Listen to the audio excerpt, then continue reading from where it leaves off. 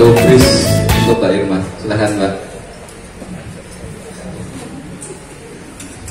Monggo, waktu dan tempat kami persilahkan Mbak Irma. Nanti kalau bisa jawab saya jawab, kalau nggak bisa saya pelajari dulu ya. Monggo. Ini langsung ditodong sama Mas Teguh ini. Sebelumnya Assalamualaikum warahmatullahi wabarakatuh. Waalaikumsalam warahmatullahi wabarakatuh. Mboten sampun perkenalan nggih kadose seisi sudah kenal semua. Ya Mas, perkenalkan tadi gak kenalan tapi perkenalkan. Saya Irma Suryanta. Saya bingung sih mau tanya apa. Yang jelas saya dengan adanya kegiatan ini saya sangat senang sekali karena Japro ya ada cabangnya di Kabupaten Kebumen, sehingga untuk teman-teman disabilitas Kabupaten Kebumen yang khususnya yang protese ya itu bisa kita bekerja sama dengan Japro. Sebenarnya kemarin kalau undangan ini tidak mendadak ya Mas Teguh ngasihnya tuh kemarin itu mungkin saya bisa support untuk mendatangkan teman-teman pengusaha gitu ya. Siapa tahu teman-teman pengusaha itu kan bisa menjadi donatur dan teman-teman penyandang disabilitas yang beli protese itu kan bisa gratis ya itu. Tapi ya nggak apa-apa, masih ada waktu. Saya mau tanya apa ya, intinya itu teman-teman disabilitas itu kalau butuh protese itu kan tentunya yang benar-benar sesuai dengan jenis kecakapannya ya. Jadi kayak contoh kursi roda, biasanya kalau ada bantuan atau apapun dari kursi roda gitu ya, kadang-kadang itu tidak dipakai oleh si penyandang disabilitas itu karena memang tidak sesuai dengan jenis kecakapannya. Mudah-mudahan nanti protese ini itu dipakainya enak, terus sesuai dengan kecacatan teman-teman itu sendiri ya, yang disabilitas protese khususnya seperti itu. Harapan saya seperti itu, sehingga ada pesan ini dari teman-teman penyandang disabilitas ini, ada yang WA saya, Mbak kalau tolong sampaikan ke Japro itu kalau bisa itu tolong ya untuk apa itu kualitas ya, terutama kualitas.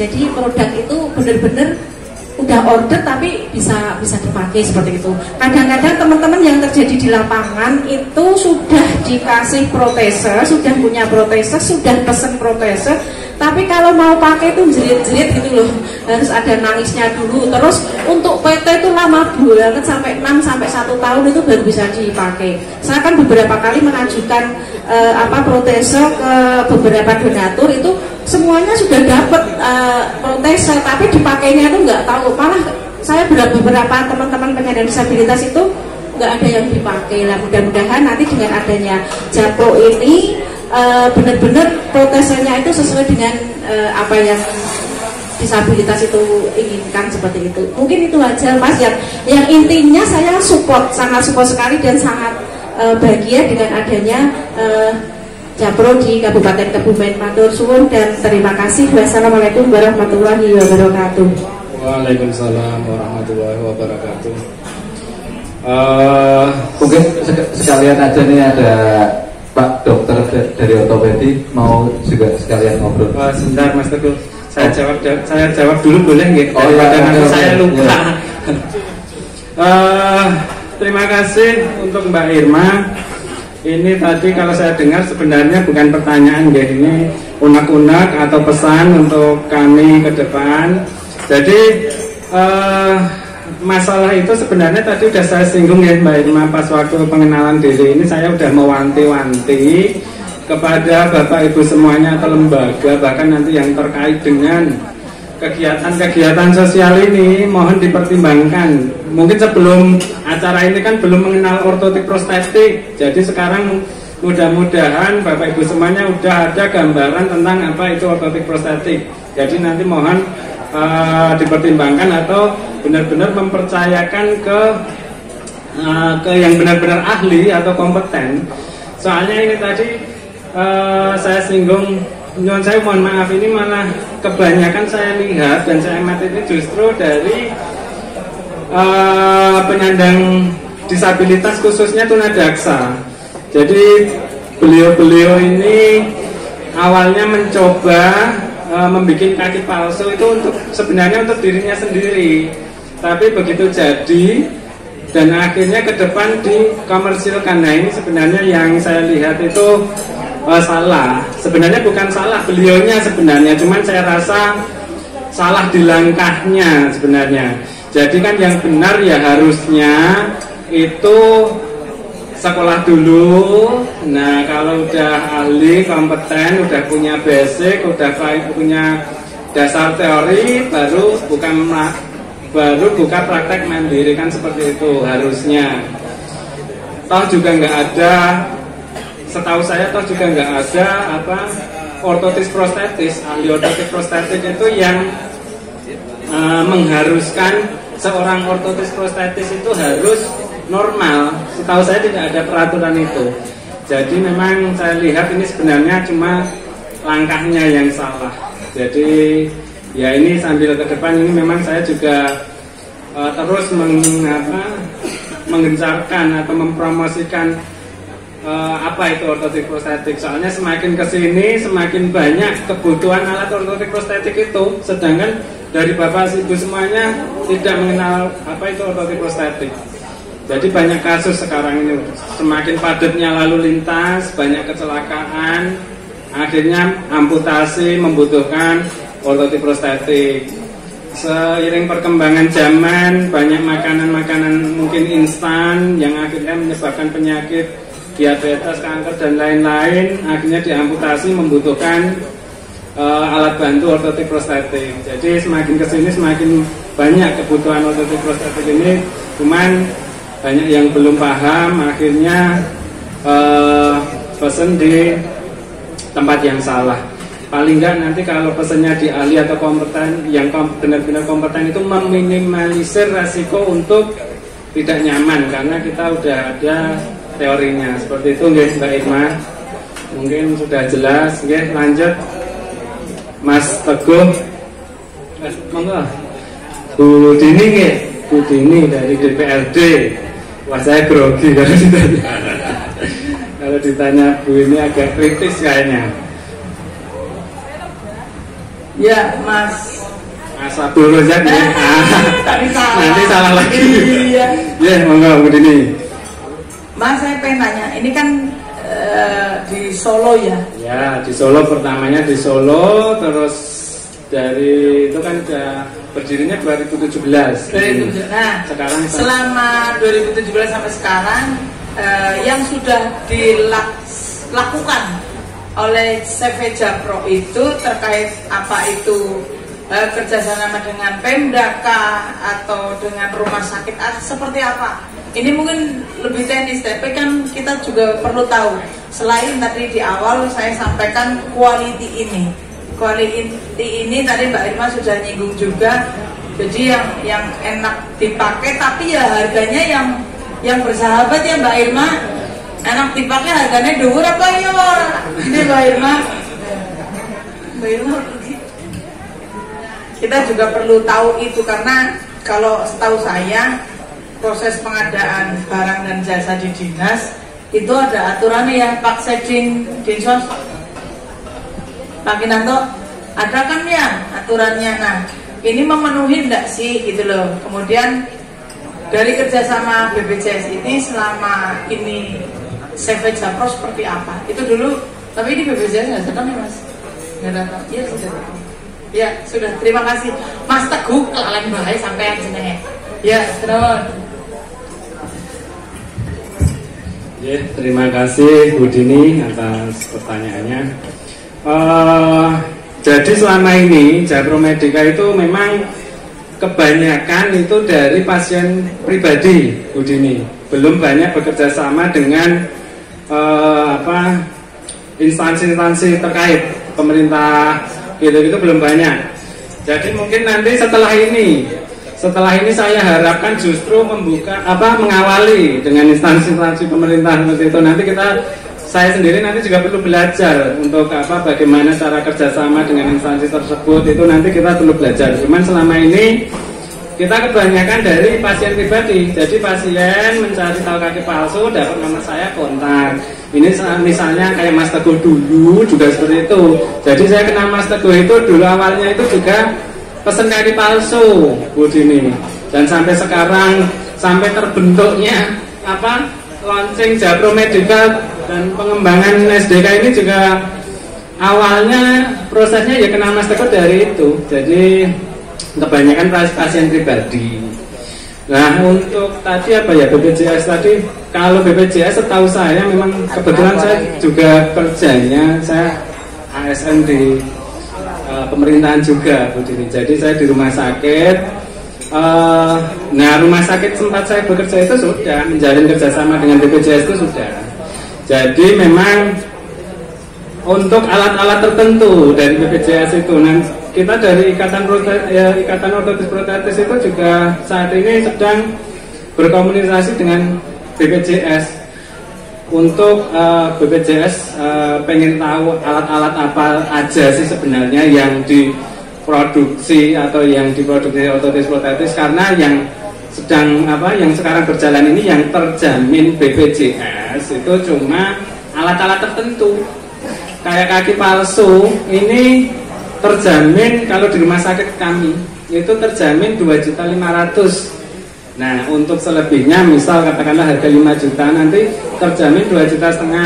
Yang 2,5 juta itu iur biaya dari pasien sendiri seperti itu. Terus ada alat yang buat patah spinal, korset, katakanlah korset. Nah itu bisa dijamin BPJS. Terus kolar ini buat leher. Jadi memang dari BPJS ini baru alat-alat tertentu. Nah ini tugas kami memang saat ini berkoordinasi terus dengan BPJS. BPJS pengen tahu alat apa aja sih yang diproduksi sebenarnya. Nah nanti mungkin setelah itu bisa diperbaiki. Mungkin seperti itu, Bu Dini. Sudah pahamkah atau malah intinya seperti itu? Ada yang penuh tapi alat-alat tertentu ada yang penuh. Kayak korset itu dia penuh, jadi benar-benar gratis dari BPJS, bukan yang ini ya. Mungkin ada lagi. Ada ini Pak Dr. Hendy dari ortoped. Monggo Pak, biar kenal suruh berdiri ya Pak. Assalamualaikum warahmatullahi wabarakatuh. Izin Pak Dokter, tapi tanyanya jangan anatomi ya. Anatomi betul. Saya senang sekali diundang ke acara ini. Jadi adanya sahabat disabilitas Kebumen. Saya juga baru tahu. Mudah-mudahan nanti ke depan saya mungkin mau minta tolong Mas Teguh untuk memotivasi beberapa pasien yang sudah putus asa. Jadi seolah kalau mereka sudah saya ketika mengajukan vonis amputasi, mereka merasa seolah dunia sudah berakhir hari itu. Nah, jadi kadang sudah putus harapan. Mungkin dengan adanya sahabat disabilitas Kebumen didukung oleh PT Japro, ini nanti akan sangat bermanfaat. Terus yang kedua,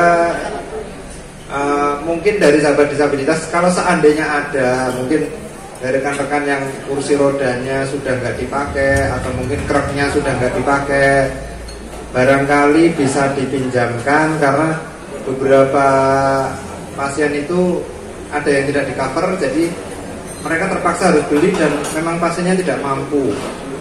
Jadi kadang saya juga bingung, lah Bu, mrikine pripun? Nggih digendong nggih. Jadi mereka di rumah juga nggak bisa gerak, cuma tiduran saja di amben, nggak bisa kemana-mana karena memang nggak ada kursi roda untuk jalan. Terus akhirnya ngoten niku nek orang kebanyakan tiduran terus sampai ada dekubitusnya nggih. Akhirnya juga kasihan. Nah, harapan saya barangkali bisa dipinjamkan karena mereka cedera, mungkin penyembuhan dalam waktu sekitar 6 bulan, 8 bulan. nanti mungkin ada kontaknya atau bagaimana, atau mungkin barangkali nanti Mas Teguh bisa memfasilitasi, ya barangkali dari rekan-rekan. Terus itu yang kedua. Yang ketiga, dari PT Japro, CV Japro sendiri, apabila nanti misal pasien ada yang membutuhkan, untuk pengukurannya apakah nanti harus datang atau bagaimana nanti? Atau online saja? Karena kan nanti difoto, diukur stamnya, di pas-pasin, okay. Itu mungkin Mas, matur suwun. Saya kembalikan. Assalamualaikum warahmatullahi wabarakatuh. Waalaikumsalam warahmatullahi wabarakatuh. Terima kasih Dr. Hendy. Saya jawab yang terakhir dulu guys, yang saya ingat. Nanti gimana caranya pesen kan gitu intinya. Kemarin tuh sebelum acara ini saya sempat singgung sama Mas Teguh, nanti gimana. Jadi untuk awal-awal ini kami rencanakan on call nanti dikumpulkan beberapa pasien dulu gitu Pak Dokter. Jadi biar apa, maksudnya dihemat biaya juga. Jadi katakanlah ada 3 pasien, 4 pasien, nanti pihak kami bisa datang ke sini, itu nggak masalah Pak. Terus untuk pemesanan seperti, nah ini saya singgung lagi nih. Ini bedanya ahli ortotis prostetis sama tukang otodidak ya di sini Pak Dokter. Jadi kita tidak bisa secara online. Jadi banyak pasien yang yang ingin pesan secara online, kami tolak karena bakalan nggak nyaman. Soalnya tiap pasien kasusnya beda-beda, terus ukurannya beda-beda. Nah itu, jadi yang menyebabkan banyak keluhan nggak nyaman itu kadang gitu. Jadi ada satu tempat yang dia itu pengen istilahnya gampangnya pengen simpel, jadi suruh ngukur sendiri. Jadi pesennya lewat telepon, lewat online. Jadi suruh ukur sendiri dan pasiennya itu herannya juga mau gitu loh. Nggak mikir dulu nanti apa pas kan gitu. Nah itu salah satu juga. Jadi bedanya di sini, kalau kita memang udah ada basicnya, jadi setiap alat ini harus diukur sesuai kebutuhan, sesuai ukuran. Jadi tiap pasien kita ukur sendiri-sendiri. Sebenarnya banyak pasien yang telepon saya itu, Pak saya jauh dari luar Jawa, di Kalimantan, Sumatera dan bla bla bla, ingin mendapatkan kaki palsu, di sini nggak ada, gimana caranya? Harus datang? Apa nggak bisa pesan online? Saya ukur sendiri, saya kirim fotonya gitu banyak. Cuman saya nggak mau itu karena pasti logikanya nggak nyaman karena nggak diukur. Terus tadi yang pertama itu apa ya? Yang pertama itu, nah itu PR buat Mas Teguh itu nanti. Jadi memotivasi sesama penyandang disabilitas. Jadi kalau vonis amputasi itu jangan dianggap akhir dari segalanya, justru itu malah awal dari segalanya. Ini saya contohkan Mas Teguh sendiri nih. Jadi Mas Teguh dulu datang amputasi kaki palsu, setelah bisa jalan kemana-mana, luar biasa sekarang. Jadi kenalannya malah bapak-bapak ibu pejabat ini. Itu oke. Terus apa lagi? Sudah nggak Pak Dokter? Oke. Ini mungkin dijelaskan beberapa alat bantu kaki palsu, mungkin dengan harganya ya Bu Dini ya, biar agak mahal daripada bisik-bisik. Bu Dini lagi.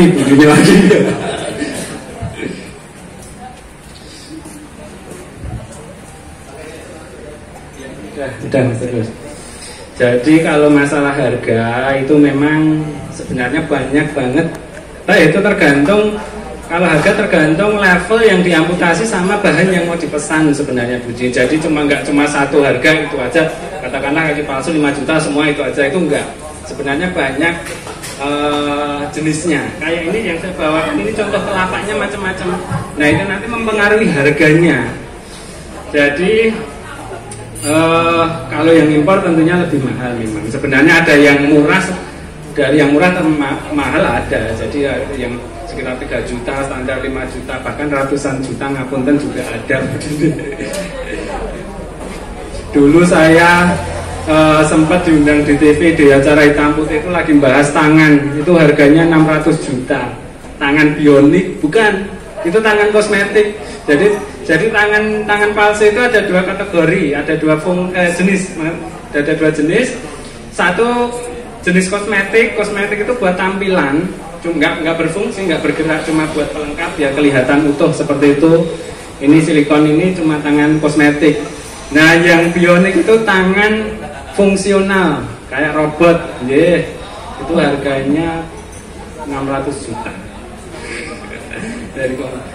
Ada yang di atas 100 juta. Jadi itu nggih Bu Dini, kalau masalah harga memang beda-beda. Intinya tergantung level yang diamputasi sama bahan yang mau dipesan. Itu menyesuaikan budget tentunya nanti. Jadi sebenarnya kalau saran saya, pesan saya itu mungkin pandangan dari Bapak Ibu semakin mahal semakin nyaman. Kalau pengalaman saya sebenarnya enggak itu. Itu banyak faktor. Untuk kenyamanan itu sebenarnya banyak faktor. Bukan semakin mahal semakin nyaman, sebenarnya enggak. Jadi faktor level yang diamputasi itu pengaruh. Misal panjang pendek itu pengaruh, semakin panjang. Jadi prinsipnya kaki palsu itu semakin kepotongnya dikit, itu dipakai semakin nyaman dan gampang. Jadi semakin ke atas, hilang sendi ankle, hilang sendi lutut, ya semakin kelihatan dan tentunya kelihatan buat jalan.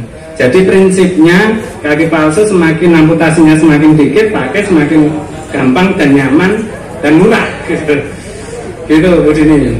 Ada lagi, monggo.